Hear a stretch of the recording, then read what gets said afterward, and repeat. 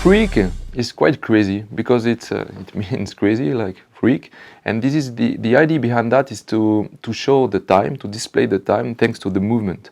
So the hour index is placed directly onto the barrel, and the rest of the movement displays the minute. That is, we call that the minute gear train. How to read the time onto a freak model?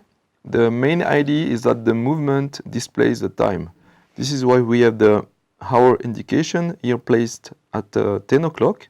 It is directly linked to the barrel, and the rest of the movement will display the minutes, with the minute indication here with a small white triangle at 2 o'clock. So now it's 10 past 10. We also have we had a new type of escapement, the dual escapement. It was already in 2001 with the first freak model. And then we had different evolutions, like the tourbillon on the carousel. And this is it was to show the differences between the carousel and the tourbillon. So we use different kind of experiences onto the freak models, and this is why sometimes we say it's a laboratory on your wrist, because we can implement different kind of innovations on it, like we did with the Freak NeXt this year. And I think this is like really a revolution in terms of performances into the watch, meaning a new type of oscillator. And of course, we will try to implement all this invention in more current collection watches.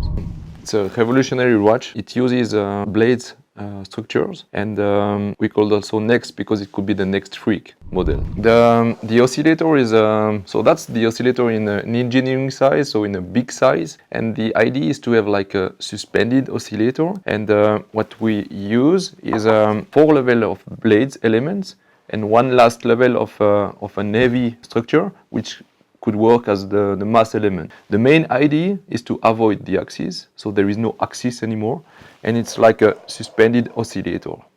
So it can oscillate now in the flat position of the watch, and if I turn it on the side, it's like in the vertical position of the watch. The amplitude is the same, meaning we don't have flat and vertical differences in terms of amplitude. The idea, of course, is to improve the performances of the watch, the power reserve, the frequency, and the accuracy of the watch. About the frequency and the power reserve, in the normal Freak Vision model, we are at 2.5 Hz. And in this model, in the Freak NeXt, the frequency is 12 Hz. So it's almost 5 times more.